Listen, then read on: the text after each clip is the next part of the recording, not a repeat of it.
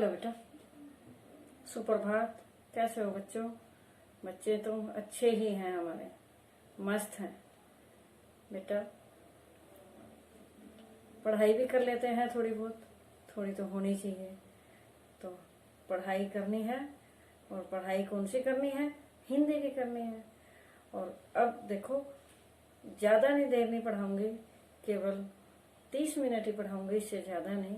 लेकिन वे 30 मिनट बड़े अच्छे से पढ़ना, सीरियस, फ्रेश मूड से समझना। क्योंकि ये पद परिचय अगर फ्रेश मूड से मन लगाकर समझोगे तो समझ में आएंगे, वरना बोर हो जाओगे। तो बोर तो होना ही नहीं है हमें तो अच्छे से समझना है, क्योंकि इसमें फुल मार्क्स चाहिए हमें। फुल मार्क्स तभी आ सकते हैं, तो इनको शुरुआत से हम समझते हैं। तब इनको कैसे शुरुआत से हम समझते हैं। तो शुरुआत से समझने में, शुरू से समझेंगे तभी अच्छे से समझ आएंगे। तो पहली वीडियो मैंने बताया कि पद परिचय क्या होता है, और उसमें क्या क्या परिचय किस किस का देना होता है। तो हर शब्द का परिचय देना होता है, और हर शब्द क्या क्या है वो बताया ही था पहले वीडियो में। वो देखो, इस बार भी लिखा हुआ है ये चीजें। तो ये तो याद हो ही गई होंगी आपको, ये तो याद हो गई होंगी बेटा आपको अच्छे से। और करते हैं शुरुआत पद से, दोबारा से। और पद में दोबारा से किसकी शुरुआत करते हैं? पद क्या होते हैं? तो पद तो वो तो बता ही दिए, वाक्य में प्रयोग होने वाले शब्द पद कहलाते हैं। और पद परिचय, उनका परिचय देना पद परिचय कहलाता है। लेकिन उसके बाद ये पद विकारी और अविकारी, लास्ट वीडियो में मैंने बताया था कि विकारी और अविकारी होते हैं। तो विकारी और अविकारी ये मैंने यहां लिखे हैं फिर से। तो ये विकारी पद होते हैं दो, एक विकारी होते हैं और एक अविकारी होते हैं। एक क्या होते हैं? विकारी, और एक होते हैं अविकारी।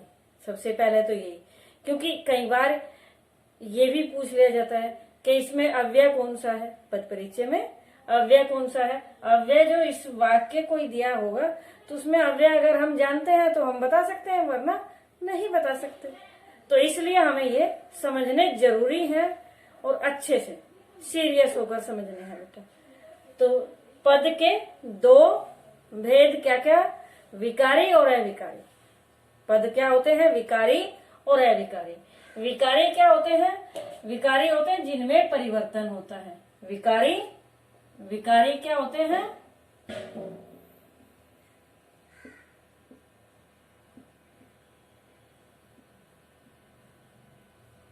जिन शब्दों में परिवर्तन हो जाता है। कैसे?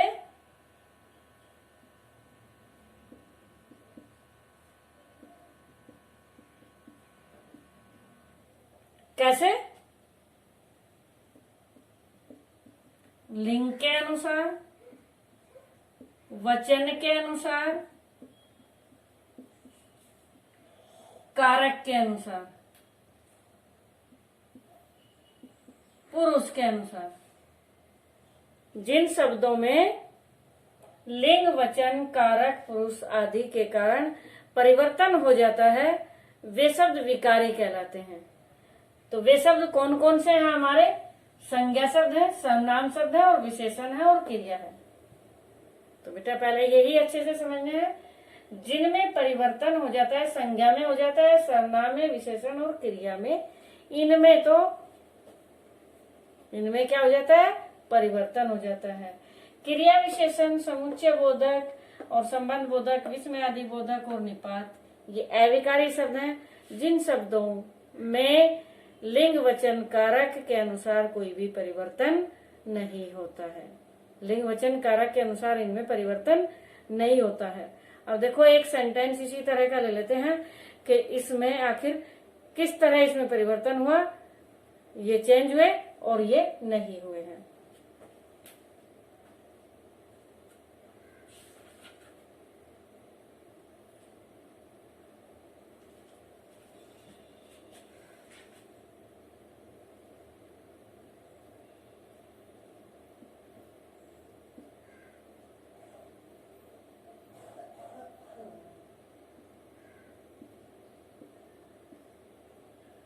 वह बालक प्रतिदिन शाम को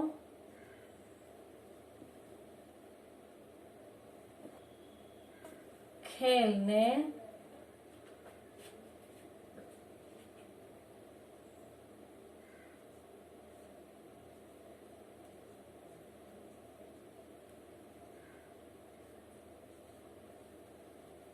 घर के सामने वाले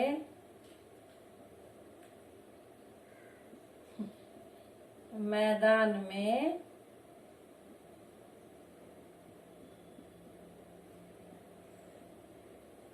जाता है। अब ये मत देखना सेंटेंस कितना लंबा चौड़ा लिख दिया, बस इसमें ये देखना जो भी मुझे समझ आया, जो भी मैंने सोचा दिमाग में आया वही मैंने लिख दिया।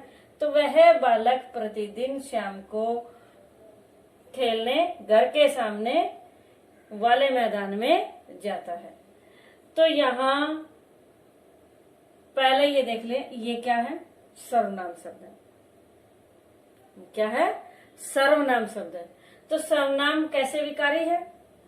क्योंकि वह की जगह ये वे भी हो सकता था, वह की जगह ये वे भी हो सकता था, या ये मैं भी हो सकता था, या ये हम भी हो सकता था। तो इसलिए परिवर्तन हो गया, इसलिए इसमें परिवर्तन हो गया ना परिवर्तन सर्वनाम में। तो ये तो इसका परिवर्तन हुआ। देखो बेटा अच्छे से देखना। उसके बाद बालक, बालक क्या है? बालक है संज्ञा शब्द। बालक क्या है? संज्ञा शब्द। तो संज्ञा शब्द भी बालक, ये वाला, ये भी विकारी बता गया है। तो ये बालक का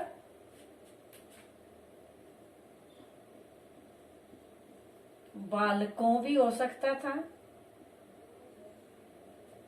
लिंग के अनुसार बालिकाएं भी हो सकता था, बालिका या बालिका हो सकता था, या बालिकाएं हो सकता था। तो इसमें भी चेंज हुआ। बालकों ने भी हो सकता था, या बालक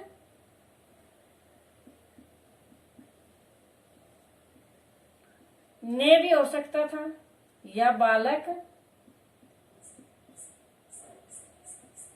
को भी हो सकता था। तो इस कारण बालक में भी परिवर्तन हुआ लिंग वचन कारक के अनुसार। यानी कैसे? बालकों ने प्रतिदिन खेला, बालकों ने खेलकर पुरस्कार प्राप्त कर लिया। ये तो सेंटेंस है। बालकों ने प्रतिदिन खेला, ये नहीं हो सकता। तो बालकों ने खेलकर पुरस्कार जीता। तो यानी किसी न किसी तरह जब वाक्य बनाते हैं तो संज्ञा या सर्वनाम में परिवर्तन होता है। इसी तरह विशेषण, विशेषण इसमें नहीं, इस सेंटेंस में नहीं है विशेषण।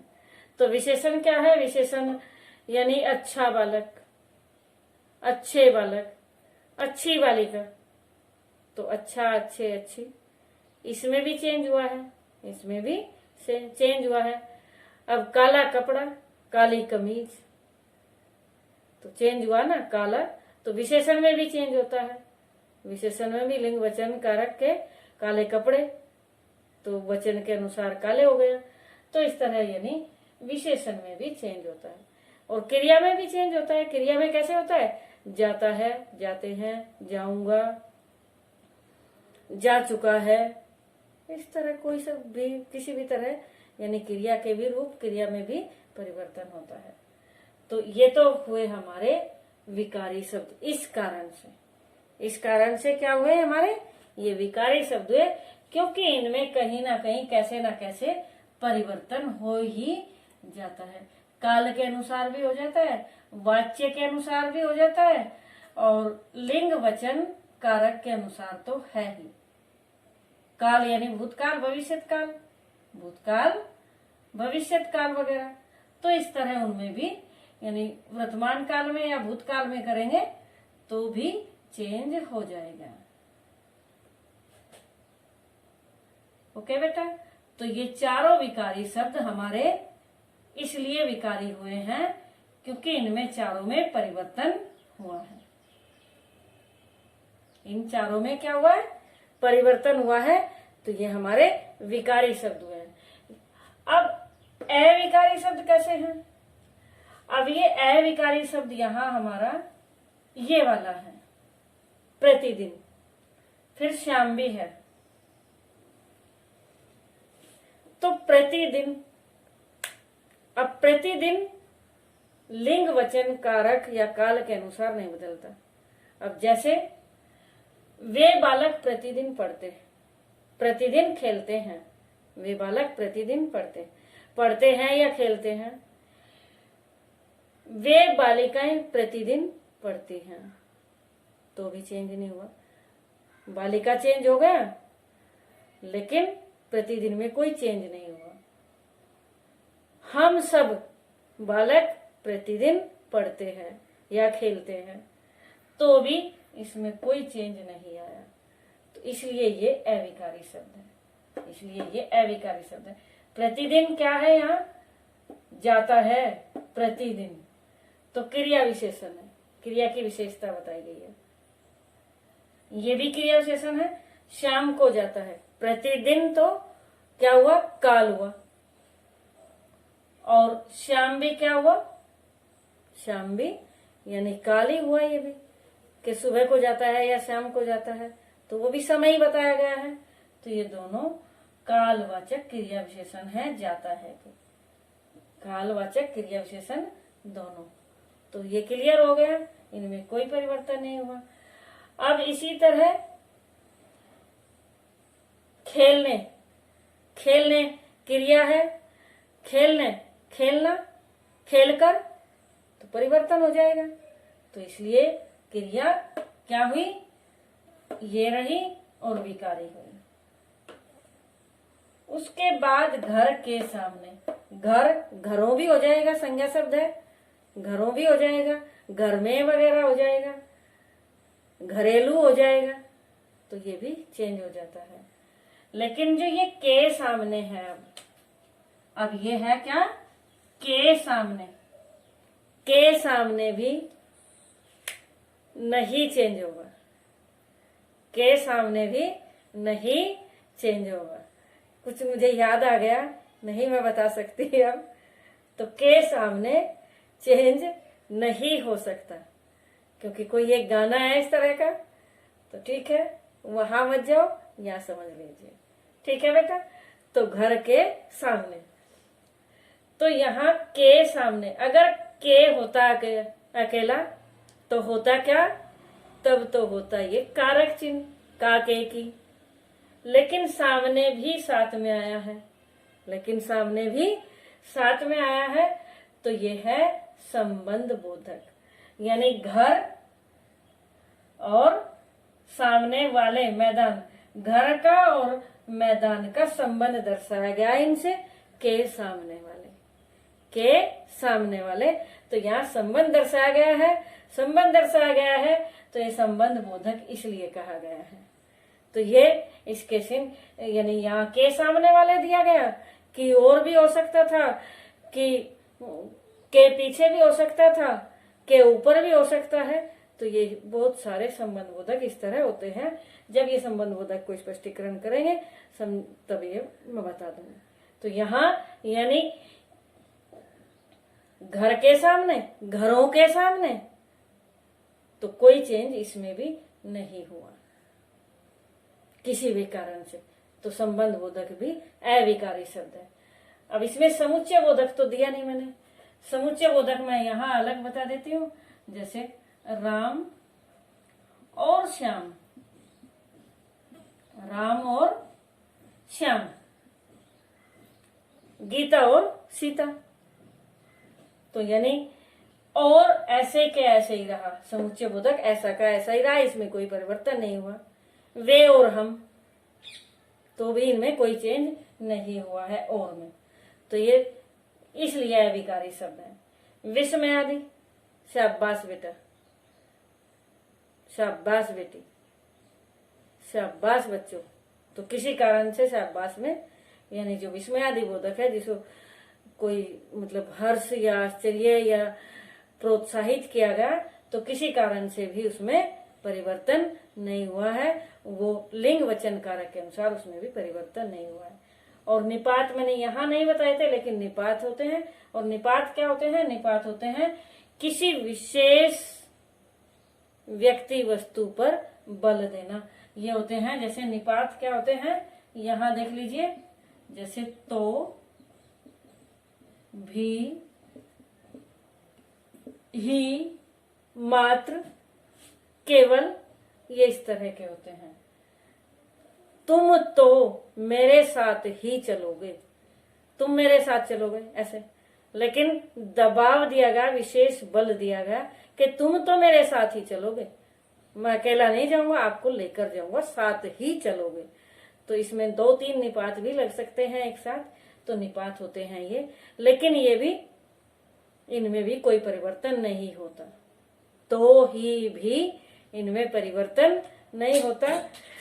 और फिर से मुझे ऐसी आ गई आज, तो पहली बार मुझे वीडियो में ऐसी आ रही है बेटा। तो मुझे ऐसी किस लिए आ गई अब भी? इसलिए क्योंकि जो ये शब्द आया है, जो ये शब्द आया है, तो मुझे अनुपम याद आ गया। तो अनुपम, कोई बात नहीं बेटा, अच्छी बात है, कुछ फर्क नहीं पड़ता, कुछ ना कुछ पहचान तो कैसे ना कैसे करते ही हैं। ठीक है बेटा, तो ये समझ आ गया अच्छे से।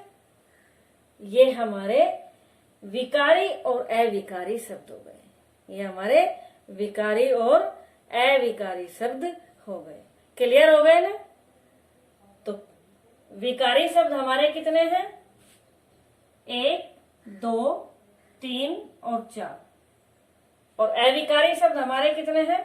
1, 2, 3, 4 और ये 5 विकारी शब्द हैं और 4 विकारी शब्द हैं, 4 तरह के। तो ये पहले तो यही समझने हैं।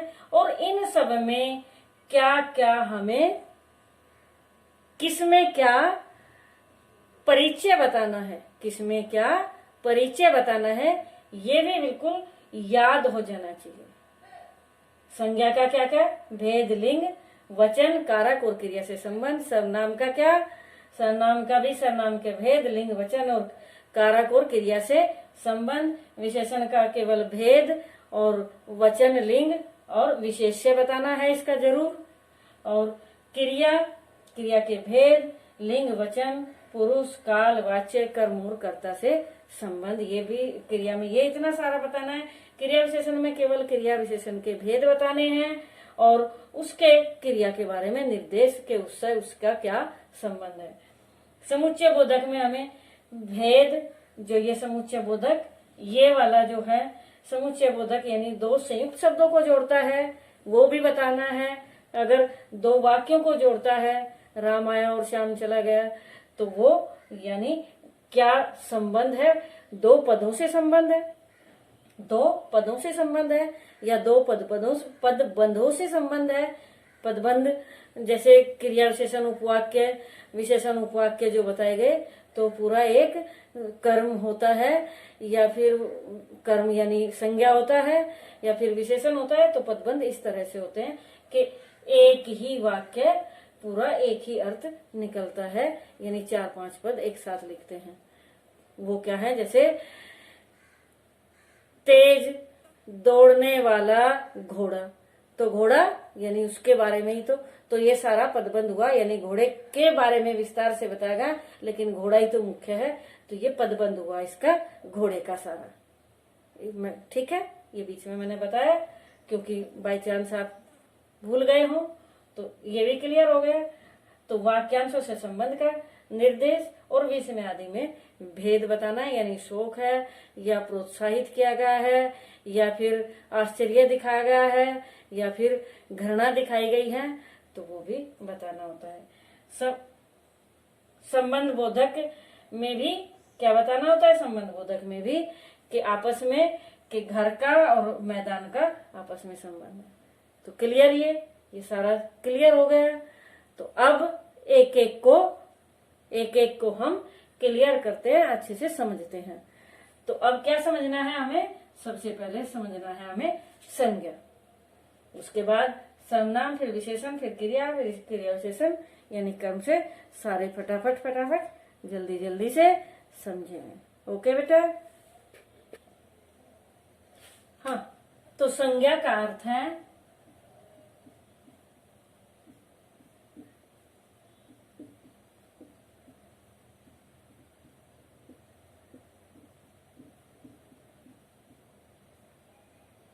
संज्ञा का अर्थ क्या है? नाम। नाम कैसे है?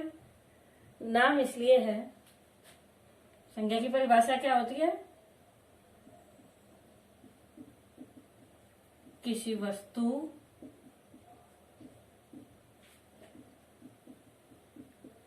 स्थान,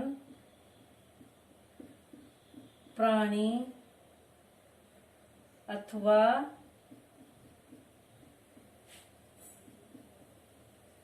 भाव के नाम को संज्ञा कहते हैं।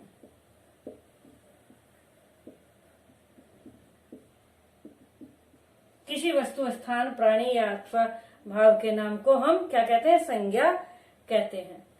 तो क्या आया? वस्तु का नाम, स्थान का नाम, प्राणी का नाम, भाव के नाम को संज्ञा कहते हैं। तो इसलिए संज्ञा का अर्थ नाम है, यानी किसी वस्तु का कोई भी नाम है। जैसे यही हम ले रहे हैं तो ये बोर्ड का ही हम प्रयोग कर रहे हैं, या हम मोबाइल का ही प्रयोग कर रहे हैं, तो ये सारी वस्तु हैं। और वस्तु क्या है? वस्तु का नाम है। नाम है तो ये क्या है? संज्ञा है।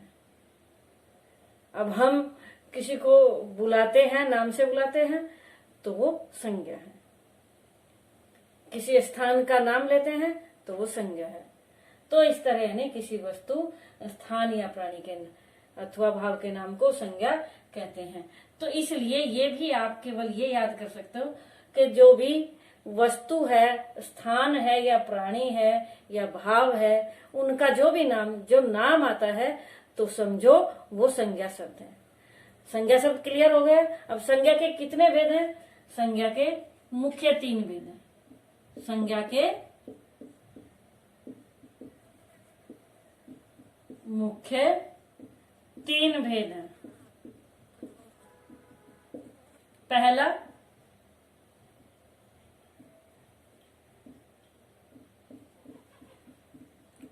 व्यक्तिवाचक संज्ञा,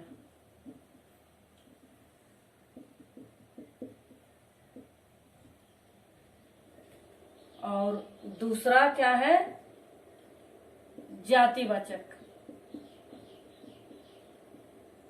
ये तो पढ़ते पढ़ते वो बोलिए काफी यानी फर्स्ट क्लास से पढ़ते हुए आ रहे हैं, लेकिन फिर भी कई बार डाउट होते हैं तो वो फिर से समझ लेते हैं। कोई ऐसा ना हो कि हाँ ये समझ नहीं आया था।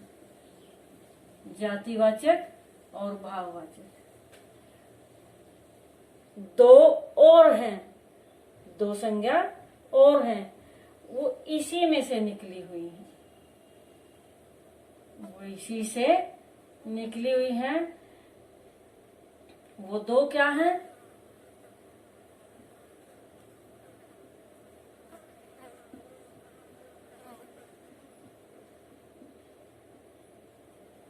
द्रव्यवाचक संज्ञा और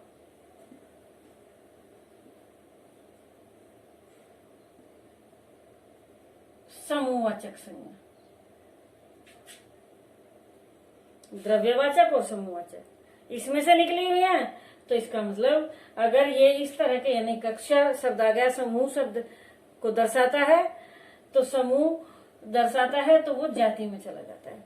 अगर क्योंकि हमें 3 ही जाति, 3 ही संज्ञा बताई जाती हैं, 3 का ही हमें परिचय देना होता है, तो ये द्रव्य और ये समूह इसी में चले जाते हैं। ठीक है। अब पहले व्यक्तिवाचक संज्ञा कौन कौन सी होती हैं, क्या होती हैं, उसकी परिभाषा थोड़ा देख लें। हाँ, तो व्यक्तिवाचक क्या है बेटा? व्यक्तिवाचक जो शब्द किसी विशेष व्यक्ति, प्राणी, वस्तु या स्थान का बोध कराते हैं उनको व्यक्तिवाचक संज्ञा कहते हैं। जो किसी विशेष व्यक्ति, प्राणी, वस्तु या स्थान के नाम का बोध कराते हैं तो उनको व्यक्तिवाचक संज्ञा कहते हैं। जैसे अलग अलग मैंने लिख लिए, इसीलिए लिखे हैं कि ताकि अच्छे से क्लियर हो जाए। व्यक्तियों के नाम कोई भी ले दिया, व्यक्ति के विशेष व्यक्ति का नाम। अब व्यक्ति मनुष्य अगर कहें तो वो जाति में चला जाएगा, व्यक्ति कहें तो जाति में चला जाएगा। लेकिन जैसे राम, मोहन, गोपाल, अशोक, कबीर, सीता, राधा आदि, वो कोई भी नाम, किसी विशेष का नाम जो नाम से पुकारे जाते हैं व्यक्ति, तो ये क्या है? ये व्यक्तिवाचक संज्ञा में आते हैं, कोई भी नाम अगर होता है। प्राणियों के नाम भी, प्राणियों के नाम जैसे एरावत हाथी है, कामधेनु गाय है, सुल्तान घोड़े का नाम है और चेतक भी घोड़े का नाम है, सुर भी गाय का नाम है। तो इनके जो प्राणियों के नाम दर्शाए गए हैं, बताए गए हैं, उनके नाम हैं, तो ये भी क्या होते हैं? ये भी व्यक्तिवाचक संज्ञा में आते हैं। वस्तुओं के नाम जैसे वस्तु, पुस्तक तो जाति में आ जाती है, लेकिन वस्तुओं का जाति यानी उसका नाम रामचरितमानस, पुस्तक का नाम क्या है? रामचरितमानस है। न्यूज़पेपर है तो वो क्या है? वो नवभारत टाइम्स है, दैनिक जागरण है।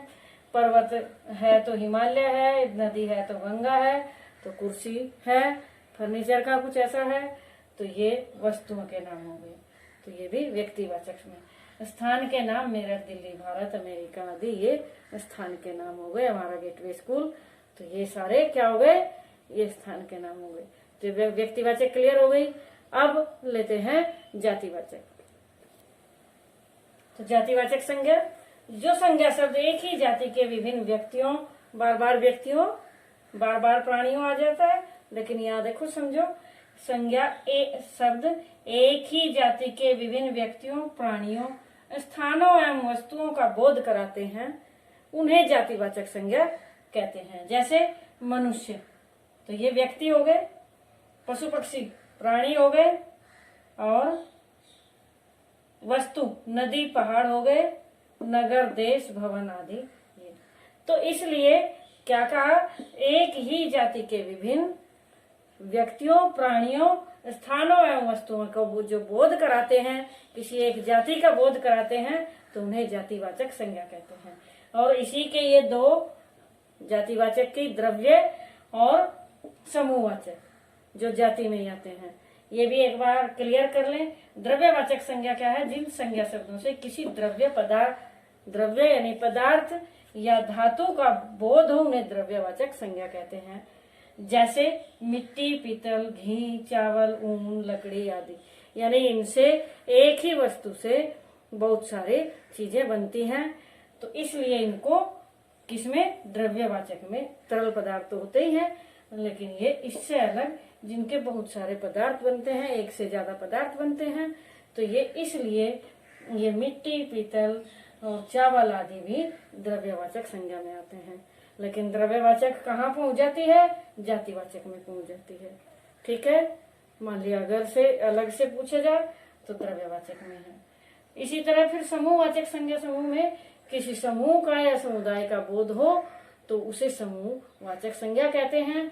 जैसे सभा एक मनुष्य से नहीं हो सकती, बहुत सारे सदस्य होंगे तभी सभा कहा जाता है।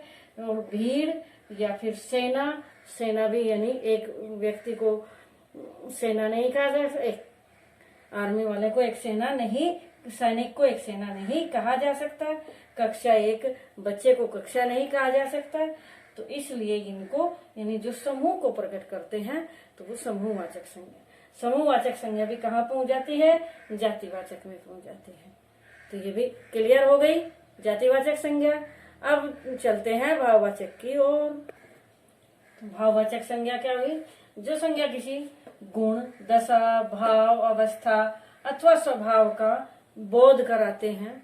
किसका? गुण का या दशा का या भाव या अवस्था या स्वभाव का बोध कराते हैं, तो उन्हें भाववाचक संज्ञा कहते हैं। जैसे क्रोध, ममता, भूख, प्यास, थकावट, गर्मी, बुढ़ापा, मानवता आदि। तो और भी बहुत सारे हैं। आदि का मतलब होता है कि आदि आदि, यानी और भी बहुत कुछ, और भी बहुत कुछ। तो ये भाववाचक संज्ञा होती है, जिनकी विशेषता क्या है, जिनको छुआ और गिना नहीं जा सकता, केवल महसूस किया जा सकता है, जिनका कोई रूप और आकार नहीं होता, जिनका रूप और आकार भी नहीं होता। तो संज्ञा हमारी क्लियर हो गई, लेकिन थोड़ा एक चीज और बची है कि भाववाचक संज्ञा किन किन से बन जाती है। क्रिया शब्दों से भी बन जाती है, और सर्वनामों से भी भाववाचक संज्ञा बन जाती है। जातिवाचक संज्ञा शब्द जो है, इनसे भी भाववाचक संज्ञा बन जाती है। थोड़ा सा ये भी क्लियर कर लें, ठीक है बेटा। और कुछ व्यक्तिवाचक होते हुए भी वो जातिवाचक कैसे हो जाती है, तो ये इस तरह से भी थोड़ा सा क्लियर कर लें। तो व्यक्तिवाचक संज्ञा का जातिवाचक संज्ञा में के रूप में प्रयोग। अब जैसे आज भी हरिश्चंद्र की कमी नहीं है, तो हरिश्चंद्र एक मनुष्य का नाम है, एक सत्यवादी हरिश्चंद्र जो थे तो उनका, लेकिन यहाँ हरिश्चंद्रों की कमी नहीं है, तो हरिश्चंद्र यानी उनके जैसे सत्यवादी मनुष्यों की आज भी कमी नहीं है।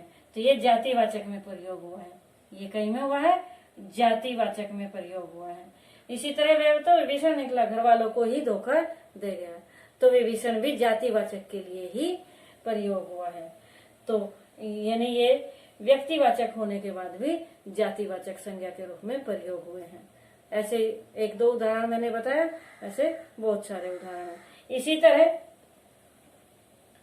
जातिवाचक संज्ञा व्यक्तिवाचक में भी आती है।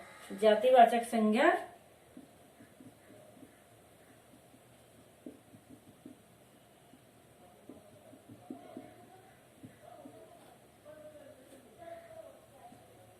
व्यक्तिवाचक संज्ञा के रूप में भी प्रयोग होती है। व्यक्तिवाचक संज्ञा के रूप में प्रयोग होती है। कैसे? जैसे गांधी जी ने, गांधी लिख दिया, गांधी जी ने हमें आजादी दिलाई। तो यहाँ गांधी एक सरनेम है, लेकिन गांधी किसको कहा जाता है? केवल महात्मा गांधी को। तो इसलिए ये जातिवाचक होते हुए भी व्यक्तिवाचक संज्ञा में प्रयोग हुआ है। इसी तरह नेहरू सभी के प्रिय थे, सभी के प्रिय थे। तो कौन? नेहरू सरनेम है, लेकिन नेहरू कौन? जवाहरलाल नेहरू। तो इसी तरह और भी नेम हो सकते हैं, ये दो मुझे याद आए थे, मैंने ये बता दिए। तो ये यानी व्यक्ति वो जातिवाचक होते हुए भी ये व्यक्तिवाचक में प्रयोग हुए हैं। ठीक है बेटा। अब भाववाचक संज्ञा और देख लें। भाववाचक संज्ञा का भी जातिवाचक संज्ञा में प्रयोग हो सकता है। वो कैसे हो सकता है? जैसे बुराई क्या है? बुराई एक भाववाचक संज्ञा है, बुराई एक भाववाचक संज्ञा है। लेकिन यहाँ सेंटेंस दिया बुराइयों से बचो, तो बुराइयों से बचो, तो यहाँ बुराई किसमें? जातिवाचक संज्ञा के रूप में प्रयोग हुआ है। बेटा मैं ये क्लियर इसीलिए कर रही हूँ क्योंकि पद परिचय में पता नहीं कहाँ कैसा शब्द आ जाए और उसका परिचय हम नया क्लियर कर पाए, तो इसलिए आप अच्छे से समझ लें कि इनमें भाववाचक होते हुए भी जातिवाचक कैसे हो गया। तो जातिवाचक इसलिए हो गया क्योंकि यहाँ बुराइयों से बचो ये कहा गया। आज देशों के बीच दूरियां बढ़ती जा रही हैं, तो दूरी भी क्या है? भाववाचक संज्ञा है। दूरी भी भाववाचक संज्ञा है, लेकिन देशों के बीच दूरियां बढ़ती जा रही है, तो ये भी जातिवाचक में प्रयोग हुआ है। तो ये भी क्लियर हो गया। अब भाववाचक संज्ञा कैसे बनती है? भाववाचक संज्ञा पहले चलो क्रिया से भाववाचक संज्ञा कैसे बनाते हैं। जैसे चलना क्रिया है और इसकी भाववाचक संज्ञा क्या हो गई? चाल। दौड़ना क्रिया है और भाववाचक संज्ञा क्या हो गई? दौड़। इसी तरह ये तो क्रिया से हुई है, इसी तरह सर्वनाम से भी होती हैं, सर्वनाम से भी भाववाचक संज्ञा बनते हैं। सर्वनाम से जैसे अपना सर्वनाम है, लेकिन अपनत्व, अपनत्व क्या हो जाता है? अपनत्व हो जाता है भाववाचक संज्ञा। तुम,